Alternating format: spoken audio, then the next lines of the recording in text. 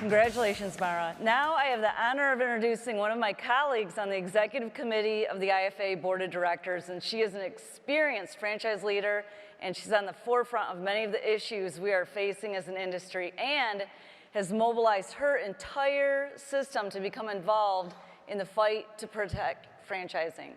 I, of course, am speaking of the one and only Catherine Monson, CEO of FASTSIGNS International. Catherine joined FASTSIGNS in January of 2009 and took a mature brand during one of the worst recessions in the U.S. history and revitalized it and restored it to market leadership, both in the sign industry and in franchising. Catherine's an undercover boss alumni. She's here to give us an insider's look into the process she undertook to reposition the FASTSIGNS brand, grow franchisee unit-level sales and profitability, improve franchisee support services, and increase the number of FASTSIGN locations through targeted franchise development, also resulting in record EBITDA growth for the company. Wow. Based upon the results under her leadership, in July of 2014, on behalf of its shareholders, Catherine successfully led the sale of FASTSIGNS from one private equity firm to another. Please join me in welcoming Catherine Monson to the stage. Good luck to you. Good morning. That sucked. Let's just try to drink a little caffeine. I know a lot of you were partying late last night. On the count of three, we're going to say good morning, okay? 1, 2, 3. Good morning. God, what did you guys do last night? Who isn't hungover besides me? All right, one more time. On the count of three, a big franchising good morning. 1, 2, 3. That's the way we get it done around here. Good job, guys. Thank you very much. First, congratulations to Guillermo, to Therese, to Rick, and to Mara. Now, I had a little fun on Undercover Boss. In fact, someplace we're going to get a slide up here. And there we go. So I was told that I was the first CEO that actually knew what they wanted to be undercover. I wanted to be a goth rocker chick. That's my attempt to be a goth rocker chick. I suppose at my age, that really, really doesn't work. We did my transformation from Catherine Monson to goth rocker chick at my hair salon. I have to tell you, I have the best colorist in all of Dallas. So once the episode was announced, we, FASTSIGNS, made counter cards for every station in his salon with the blonde Catherine and the goth rocker chick Catherine. And then they decided they would take votes from all the customers about which hair color they liked better. Who wants to guess which got the most votes? The goth rocker chick. I spend this much money a year to be blonde. And I look better as a brunette. What is wrong with me? I am really excited to be here today and to spend a little time with you sharing about this FASTSIGNS story, our FASTSIGNS story that is one of just great success. And I'm really honored today to have all of our Austin franchisees, all 4 of our locations represented, and several FASTSIGNS team members. You guys stand up and give them a nice franchising welcome.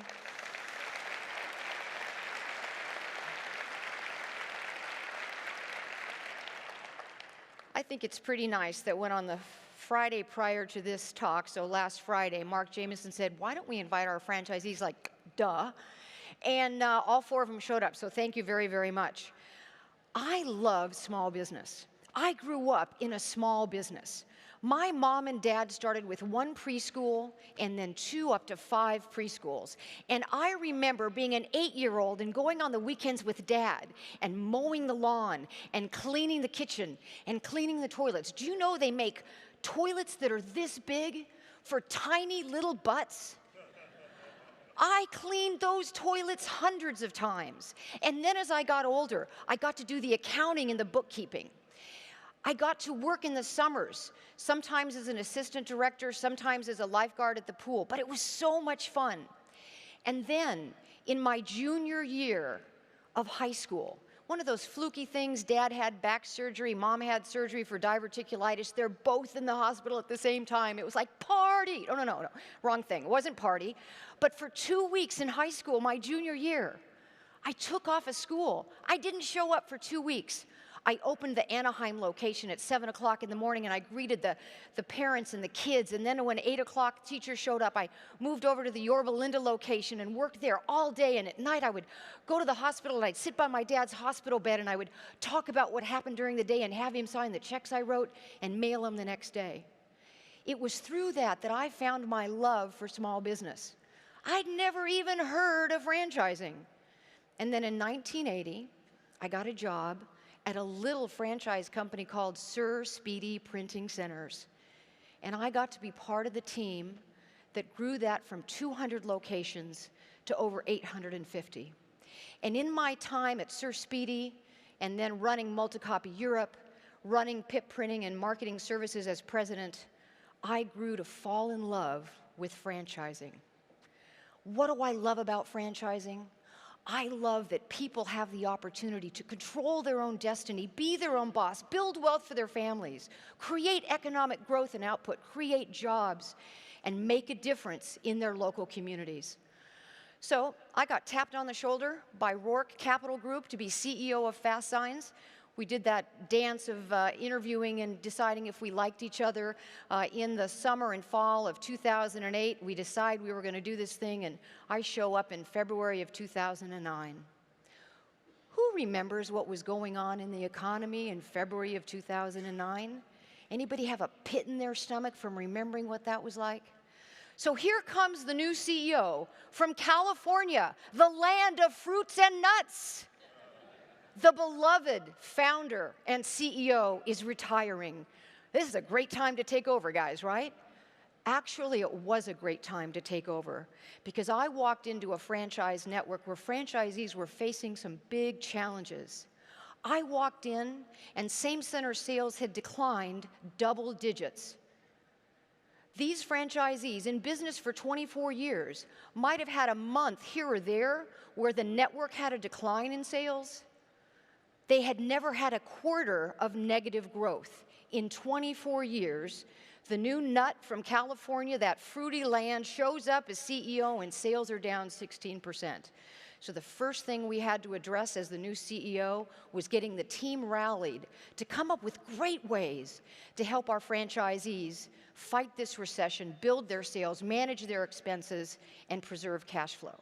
And then the other challenge our CEOs faced is the beloved founder. He's retiring. He's leaving. Who's this person? Hired by the private equity company. Not everybody trusts private equity companies. Who is she? What she's about? And then I walk in and I take over a team, and the first thing I do in 6 weeks is lay off 15% of the team. Talk about building confidence. Not so much. So my team faced the concerns of new CEO, what does this mean? We had to right-size the organization. We had bank covenants. We had to do the right thing for the organization. And at the same time, I needed to motivate that team to do an even better job supporting franchisees, even though there were 15% fewer. So what I needed to do first was change the culture of the organization, because I believe culture eats strategy for lunch. I needed to make sure that the team was ready for this challenge. So I started with some very simple things. I'm a big believer in communication, over-communication. Tell them once, tell them again, let them ask questions, answer the questions, be transparent. So I started at the very beginning having monthly company meetings with the entire team. Now that may not seem like a big deal to you, but I even covered everything all the way down to earnings before taxes. Every month going down the financial statement. Now prior to me being there, the founder and CEO guarded that financial results very closely. Nobody but the executive team had any idea how we were doing other than sales were up, sales were up, sales were up. But I needed the team to understand these were tough times, and everybody had to pull together. So monthly company meetings, sharing financial statements, talking about every challenge the business was facing, and what are we doing to overcome those challenges. I started involving the entire team in problem solving. One of the first things we did, and I'll tell you a little bit more about it in a couple minutes, is Operation Fast Forward. This was a very tactical approach to helping our franchisees learn very specific ways to grow sales, reduce expenses, manage cash. I can't come up with all those ideas myself. I've not even been in the sign business. So I'd say, anybody who wants to be part of this team, show up at 3 o'clock, we're gonna be there. And we'd have these brainstorming meetings, and we'd come together with these really great, specific, tactical ideas. But I tapped into the brain power of every person on the team. Next thing I needed to do was make sure I had the right executive team. Today, only one of the executives that's with me was with me when I joined the company. I felt I needed a team that could really take this company to the next level. And then I needed to change people or change people. I would rather do it the nice way and get people motivated and turned on in the same place I am on where we're taking this company, but not everybody could make that adjustment. So some people got to find jobs elsewhere. Our jobs as leaders is to make sure we got the right people with the right attitudes on the right seats of the bus. Now, I happen to believe in the depths of my soul that there are 5 common characteristics to every highly successful person. And because I'm in the sign business, I am showing you the 5 common characteristics on a classic California road sign. The first is positive mental attitude. I absolutely believe from the depths of my soul that it's your attitude, not your aptitude, that's going to set your altitude. That the world of success and achievement has always belonged to the optimist. That those folks that have goals, that goal-directed behavior is going to lead to higher achievement. That self-motivation is key, and as leaders, we need to create organizations in which that self-motivation is released among the team. That we need to have a sense of urgency. It was Thomas Jefferson that said, don't put off, or maybe it was Ben Franklin, don't put off to tomorrow what you can do today. And lastly, never stopping learning. So as I went to change the culture of FASTSIGNS International, I wanted a fast-paced, results-oriented sales culture founded on the 5 common characteristics of all highly successful people. In our office, which is huge, it's 1 story and it's quite massive, there's this huge hall whoosh, down the middle of the building that we call Inspiration Hall. And Inspiration Hall is filled with, today, about 116 quotes about positive mental attitude, goal-directed behavior, self-motivation, et cetera, et cetera, et cetera. And every time I put a new quote on, I don't tell people, and I wait for someone to say, I think I just noticed something new. Did you just put up a diamond is a piece of coal that took stress really, really well? Or did you just put up that quote from Yoda, do or do not, there is no try? What's been so exciting now is our franchisees are now putting those quotes in their production areas to motivate and to lead their teams. Culture is so important. Another thing I did to get this team energized is I got everyone involved in putting together our 2010 business plan.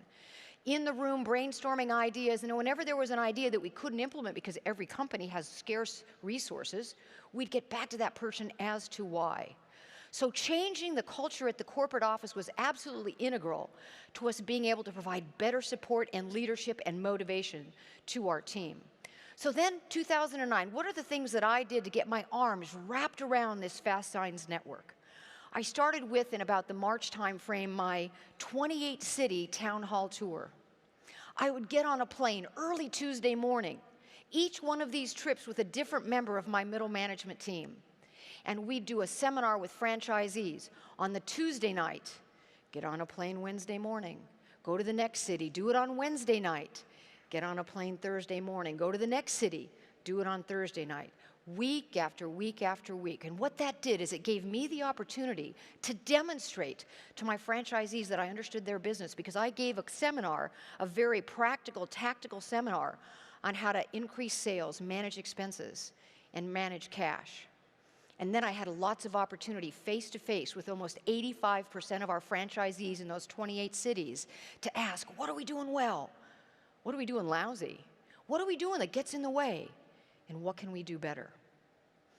The next step, in addition to the 28-city town hall tour, was Operation Fast Forward. We put the brain power of the entire team together and created this list of tactical ideas. Every Monday, Wednesday, and Friday, an email went out with an idea. It could be sales building, it could be expense saving, it could be cash management, whatever it was. Every Monday, Wednesday, and Friday, and then everybody on the team knew it was their job in any conversation with any franchisee to share an idea. So imagine the IT guys. They're a little nerdy, they're a little introverted, they're kind of quiet, but they've got the list on their desk. So if they're troubleshooting a problem IT-wise with a franchisee, they would say, hey, I've got an idea to share with you. So every member of the team was sharing the ideas. In May of 2009, we announced our Celebration year-long incentive cruise. I wanted an excuse to motivate franchisees and then promote, re-promote, tell again, and explain again sales building ideas. So we could send posters with pictures of oceans and shells and 15 great sales building ideas. And we had an excuse every time on any visit to say, what are you doing? What are you doing to earn your trip on this cruise? Get your sales up 15% in this 12 months.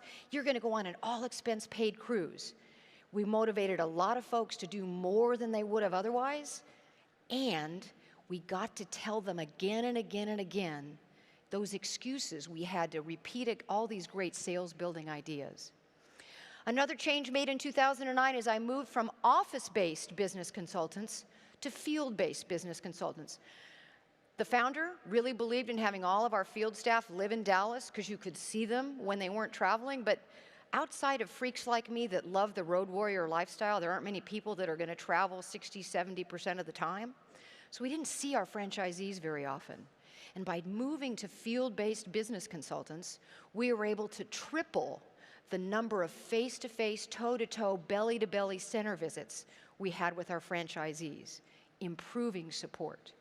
Every 6 weeks, we held Connect with Catherine conference calls. Again, I said, let's communicate, let's be transparent, let's share with our franchisees what's going on, let's take any question anyone has. And to this day, every 6 weeks, we have Connect with Catherine conference calls.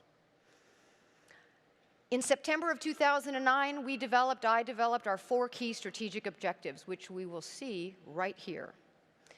The first and most important was to increase franchisee profitability. Now, we set a goal, and the goal was increase franchisee profitability by 50%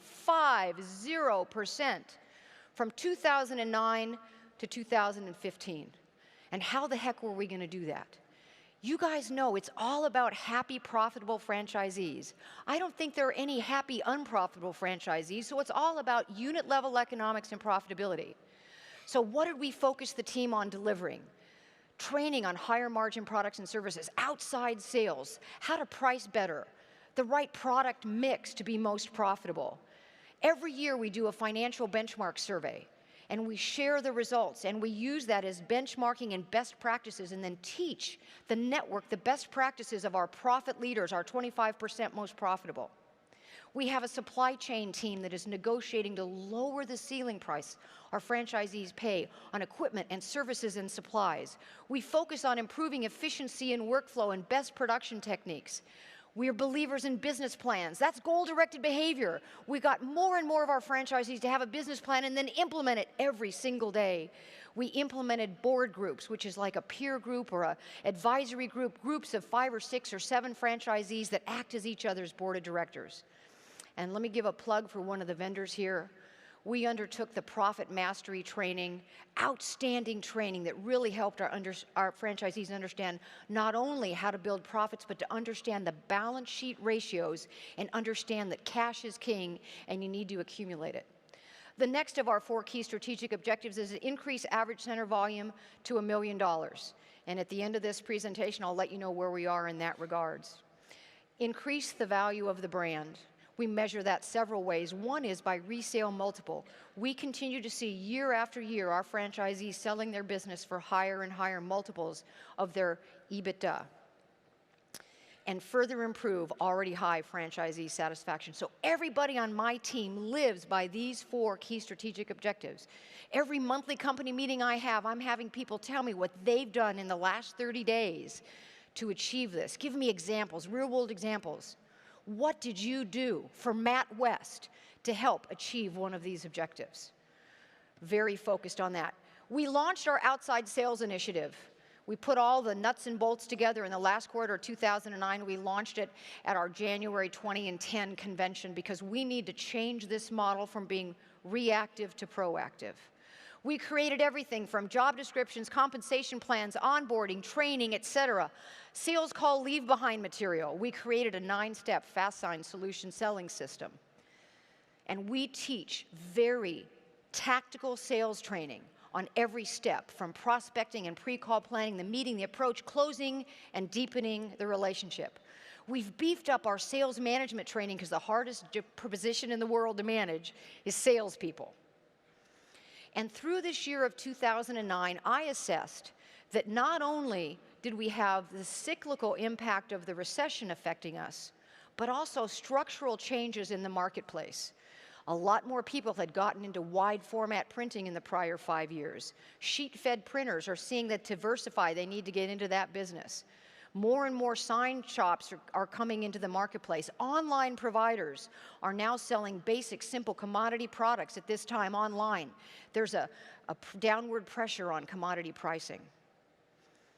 So one of the things we undertook was changing the business model, and this was key to revitalizing the brand. The company that I inherited was very focused on retail and being reactive, selling simple products, being order takers, and where we need to go in the future. We play in a huge market, a $30 billion a year market in the US of signs and graphics and visual communications. It's a big market. There are some people who only care about price. We want to go after the folks that are very interested in comprehensive solutions. So we need to become proactive. We need to be focused on business development in the customer or prospect's place of business. We need to sell higher margin products and services. We need to get involved in consultative selling and selling a comprehensive solution. So we put together training for our franchisees and their employees on how to transition to the new business model. And you can't transition to a new business model overnight. So we actually mapped out for 2010 and 2011 the plan to get the network ready. It is a multi-year training program we put together on expanded products and services and becoming marketing services providers and being proactive in outside sales. Also, in 2010 and 2011, we took further steps to better our outside sales training and other parts of that initiative. We added more franchise support. We got to 3 full-time sales trainers, if you will, to coach franchisees, outside salespeople. We added more marketing services managers to help our franchisees in the local market. Also, in 2011, we then selected the ad agency to help us in our repositioning. We needed to lay the track with our franchisees. In 2010 and 2011, we had to get them ready for the new business model and the repositioning. We had to get the right branding agency to help us with that. Went through an entire selection process and then selected that agency probably in the August timeframe of 2011 and then put them to work. But with franchisee involvement every single step of the way. Our branding agency met with the corporate team and not only our 6 elected advertising council members, but we brought in another 10 franchisees, a broad, diverse group across the United States, different regions, different tenures in the business, different sales volumes, and met multiple days, multiple times with that group to make sure we got our new positioning right. Our ad agency surveyed the entire FASTSIGNS network, asking important questions so we could make sure that when we did launch the rebranding, it would be right. In 2010, we've come out of the recession, comp sales are growing again. It was also the time to restart and retool our franchise sales process. We had not sold many franchises in the prior 5 years. We needed to start over. I brought in a fabulous executive who took over the reins of our entire franchise sales process. In time, he changed the entire team to make sure we had the right people who understood our new positioning and were able to successfully sell franchises. We removed the resale process from our franchise sales guys and handle that with a different person. So our franchise sales guys are just thinking about and working on and focusing on new growth. We were constantly evaluating lead sources. We were very targeted. We had lots of areas where we had no territories, we were sold out, but other areas with lots of white space. Very focused and targeted in our development areas. And for the very first time in our item 19, we started sharing all the way down to EBITDA so that a candidate could really know how much money can you make in this business. We started to get some good progress in franchise sales. So 2012 was the year of launching the repositioning of our brand. At our January convention, we brought up and shared the new repositioned brand. Very exciting time. And with a very simple yet compelling brand idea, more than we used to be, more than the competition, more than a sign shop. With a new tagline, more than fast and more than signs. And with a brand promise that describes the interaction we want anytime a FASTSIGNS franchisee or outside salesperson or inside salesperson interacts with a customer or a prospect. And that is, FASTSIGNS is more than fast and more than signs. We're a visual ideas company, not a sign company. A visual ideas company. It broadens what we sell. Our marketing savvy consultants, those would be our franchisees, our outside salespeople, our inside salespeople. We had laid that track with training the prior 2 years, understanding marketing, how to be a marketing savvy consultant. Our marketing savvy consultants create solutions to a wide array of communications challenges so you, the customer, can increase your business visibility, reach more customers, and accomplish more than you ever thought possible. Because of the prior 2 years of laying track and laying training, when we expanded our products and services, next slide please, our people were able to jump right in. They understood about the consulting and the project planning and the sales development, the brand compliance and the corporate identity. They were able to get into content development for digital signs and shipping and storage and permitting and installation.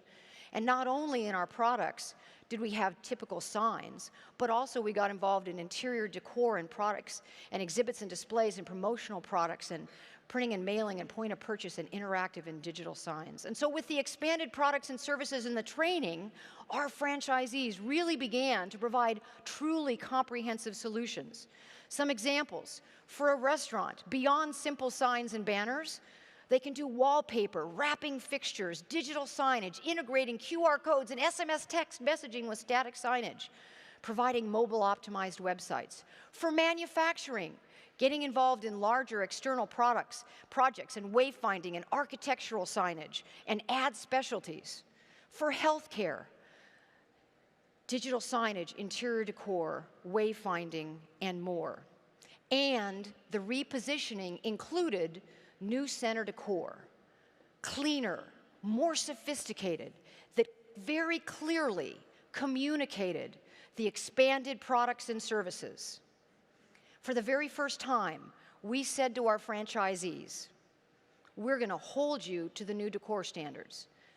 By May, you must have the new decor. Now, we didn't get 100% by May, but we had 95% by August with about 70% by May.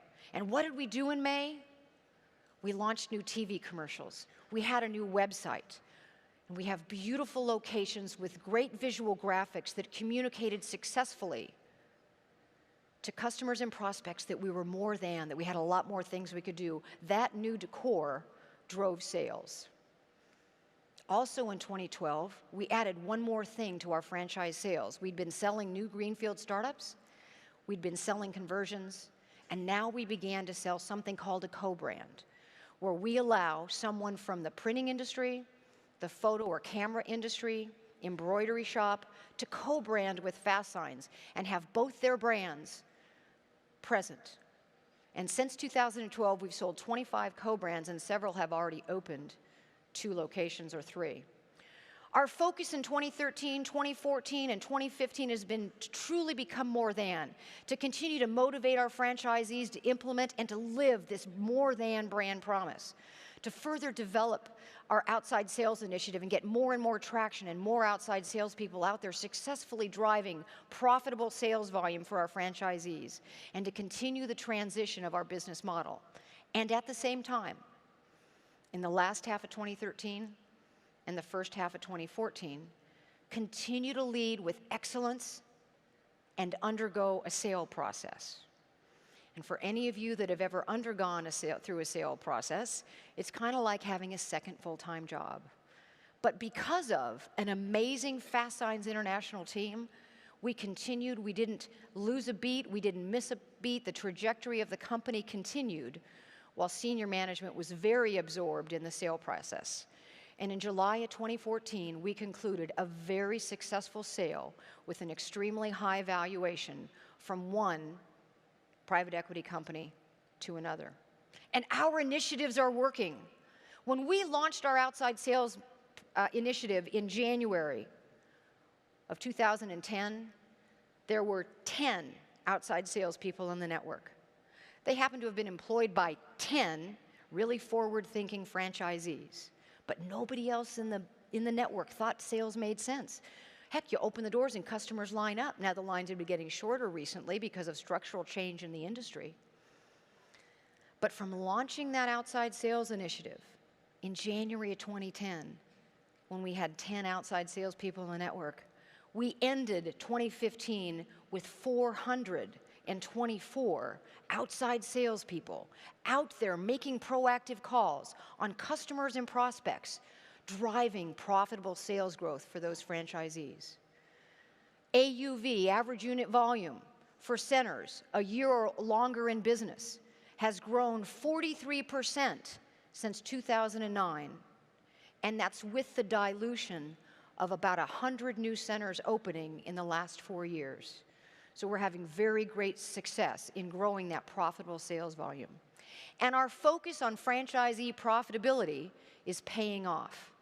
So I set the goal in 2009. Keep in mind, I set the goal in September of 2009 when I set up the 4 key strategic objectives to increase franchisee profitability by 50%, 09 to 15. Now, I don't know the results of 09 until the end of Q1 of 2010, because I got to get everybody to send in their profit and loss statements, their financial statements, and we got to do the crunching of the numbers. So we benchmarked in March of 2010 that the average profitability in the network was 12.9%. So it's real quickly easy to figure out where our goal is to be by the end of 2015, and that is to be at 19.4%, a 50% increase. So how exciting was it that we grew to 15.6% average profitability in 2010 and 16.2% in 2011 and 17.4% in 2012. We kind of stalled out at 17.4% in 2013, and we were back up in 2014 at 18.1%. So we're 80% of the way of our goal to increase profitability by 50%. We've just sent the email out to the network saying, get in your 2015 financial statements, because baby, I can't wait to find out if we make it to 100%. Then we're going to set the next goal. So it's working. The focus on franchisee profitability absolutely is paying off. System-wide sales are growing. In 2009, our system-wide sales were $248 million. Last year, $414 million. And at the same time, our profitability as a franchisor is increasing from $6.9 million in 2009 to $13.2 million last year. And that very important key metric of EBITDA margin has been increasing. In 2009, it was 42%, up to 54% in 2015. Now, I'm not happy with 54%. I want to get to 56%. Then I want to get to 57. I want to get to 60. I want to beat Shelley's son. We're not competitive, not at all. I was asked to share with you the metrics that we use to run the business, and we have several. So the first is, what do we look at for a franchisee? Our business consultants are watching monthly for each of their locations. What's happening on Net Promoter Score? We use Listen 360 for Net Promoter Score. We love it. We think it's a great solution. It integrates with our point of sale system. 5 days after a sale is completed, that customer gets a satisfaction survey. The network average for FASTSIGNS is 86, damn good. So what our business consultants do is they look at the trends. What's the rolling 90-day trend for their franchisee, one by one by one? If anybody's below 75, even though 75 is considered a really good Net Promoter Score, they're trying to figure out what the problem is. We look at average invoice. There is a correlation between a higher average invoice and greater profitability. We look at the percentage of repeat customers, because if we don't have a high enough percentage, it means we're doing something wrong and we're losing them. And if we have too high a percentage of repeat customers, it means we're not doing any proactive business development, we're not getting new customers. We look at the percentage of redos, remanufactured product. In other words, we're a manufacturing business. Our franchisees make signs every single day. And if they're having to remake them because of a quality problem, that doubles their cost of goods. We got to fix that problem. It's a very important measurement that we look at. And then also, we look at EBITDA, franchisee by franchisee. And then if we look at key metrics on the network level, we're looking at comp sales. What is happening from week to week, month to month, year to year, by country, by region? What's happening there? Again, average invoice. And every year we've been able to increase the network average invoice. We're looking at network EBITDA. I've already showed you that we've made progress. We're 80% of the way to our goal, but that's part of what we look at every year. Resale multiple. Are we increasing the value of the brand so our franchisees, when they sell their business, get a higher return?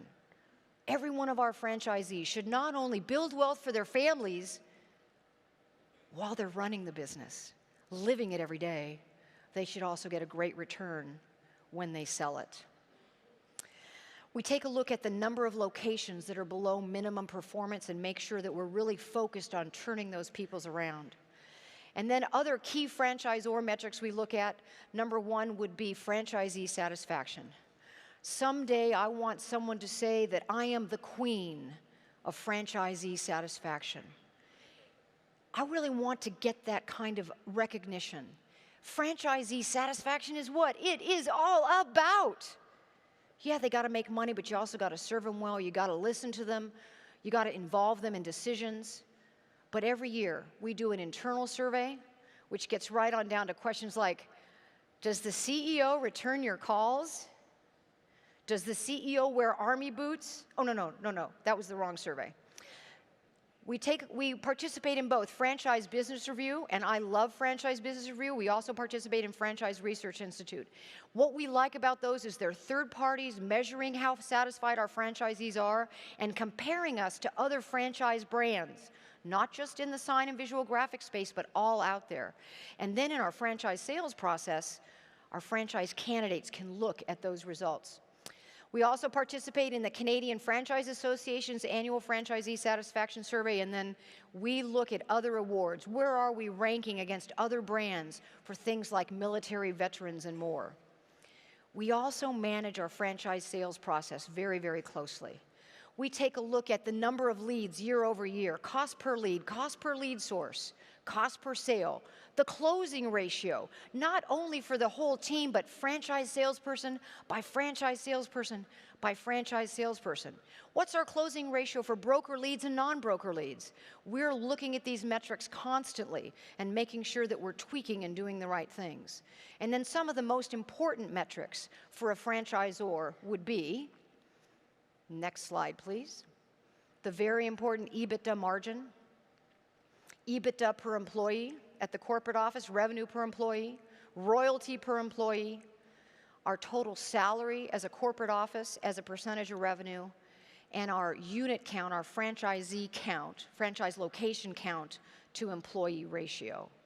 So let me tell you what I believe and what we believe at FASTSIGNS International, and that is that success is a function of superb execution of the basic fundamentals. Part of the reason for our success as a franchise company is we've created this business model, the FASTSIGNS system, the basic fundamentals. And our job is to train our franchisees every day on how to implement that with superb execution. As a franchisor, every one of my team is focused on how do we implement those basic fundamentals of being a franchisor with excellence. I shared with you earlier that I believe there are 5 common characteristics to all highly successful people. I live my life this way every day. I focus on positive mental attitude, goal-directed behavior, self-motivation. And for those people who wonder whether the glass is half full or half empty, they are missing the point, because the glass is refillable. My job as a CEO is to refill my glass every day so that I can be at work and motivate a great team and help them refill their glasses so that they can help our franchisees refill theirs. And that's what we try to do every single day. Now, I want to change gears just a minute, and I want to talk about this great business model called franchising. The franchise business model is under attack. Whether it's David Weil at the Department of Labor, or Richard Griffin at the NLRB, or the union leaders, or misguided politicians that think passing discriminatory minimum wage bills so franchisees pay more, wherever this attack is coming from, we need to be there, and we need to fight it head on. So I want to tell you my asks. Ask number 1, you need to get engaged. Every person in this room needs to get engaged. I am so impressed with Mara. Mara, you are a rock star. In 1 year, meeting congressmen and senators, blazing a trail for everybody else. Mara said, one person makes a difference. And that's true. Today we have 10,000 members of FAN. Not all of them are as active as Mara. But there are 800,000 franchisees in the United States. Basically, this is a technical term, we suck. We should have 800,000 members of FAN, because these people need to get involved to protect their franchises. So, I often say politics is a contact sport. The other side pays people, buses them to Capitol Hill, and sets appointments for them. We beg for you to show up at our September meeting. The other side understands the importance of pressing the flesh with politicians. We suck. We need to get more involved. I want you to send your list of franchisees to the IFA. I want you to personally reach out to your franchisees when there's an issue that's important. So yes, if you give the IFA your list for the Franchise Action Network, they're going to get emails and they're going to get motivated. They're going to learn, but sometimes they don't read that stuff. But an email from the CEO gets read, where I can say, I need you to hit this link and send a letter right now to your senators and congressmen about the proposed change in overtime rules. Or, anybody in here have franchisees in California? March 8th, Franchising Day. IFA needs to have hundreds of franchisees in Sacramento on March 8th. So not only did our franchisees get the normal Franchise Action Network or email, they also got the email from me. Then what else did I do? I sent that email to my closest CEO friends and said, would you send something like this to your franchisees? That's the kind of activity we need from every single one of you. So, here's the big ask. Next slide. I want to see pencils moving. I want to see people right now writing this email address. Type it to yourself. Text it to yourself. I don't see everybody writing. I can see you. I can see you with this way. This way I can't, this way I can. I want tomorrow morning Erica Farage's email address to break. I want so many databases of US franchisees going to Erica Farage just for the Franchise Action Network. efarage@franchise.org. If you don't get this done, you suck. That's a technical term. All your franchisees are going to do is get 2 emails a month from the IFA. Then you're going to reach out too. So, in closing, I subscribe to all kinds of positive quotes of the day. I live by this stuff. I believe it. I know I got a member of my executive staff that calls it happy horse poop. He doesn't use the word poop. He uses something else that starts with an S, ends with a T, it has an H and an I in it. I don't think this is happy horse poop. I believe this stuff. So every day I get these positive motivational quotes from about 5 or 6 different sources. I buy books on motivational quotes. I know my job as a CEO is to show up at work no matter how bad my night's sleep was with the right attitude. And you'll never guess what quote I got just yesterday. And that is, the dream is free, the hustle is sold separately. And this applies to so many things. You sell franchises. You provide a franchise opportunity to folks. They can have a dream of being successful, but they got to do the hustle to make it work. At the corporate office, we want to be a great franchisor, but we got to put the hustle in there to make it happen. And for the Franchise Action Network to make it work, every single one of us and every single one of our franchisees has got to do the hustle. Thank you very much.